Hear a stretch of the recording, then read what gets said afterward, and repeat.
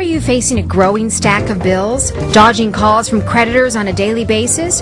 These are just some of the warning signs that may indicate a debt crisis. The warning signs to be looking out is if you're in a crisis, in a credit crisis, would be if you're only sending the minimum, if you're looking at consolidating your balances because you cannot afford, and robbing Peter to pay Paul. You are taking, money from one credit card to pay the minimum payment on another credit card.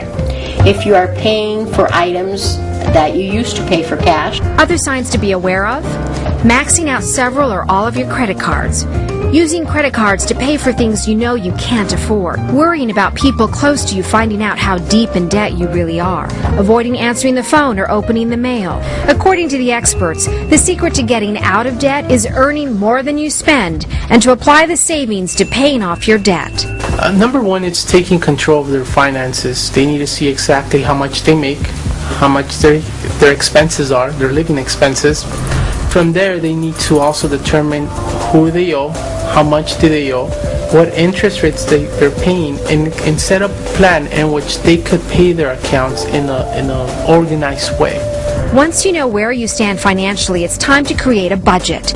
This will help you know how much you can spend, cut expenses, and how much you can use to pay down your debt each month. Pay your bills on time. A lot of people don't think it's important, but it is. You won't be incurring any late fees, for one thing. And the other is to not to spend money that you don't have. Here are some important tips on how you can lower your debt. Call up your lenders and demand a lower rate. According to a recent study, 56% of the people who call their credit card company were able to reduce their interest rate by a third. Or, if you already have a credit card with a lower rate, transfer your balances to that card. You are not changing how much debt you have. You're just putting it someplace else.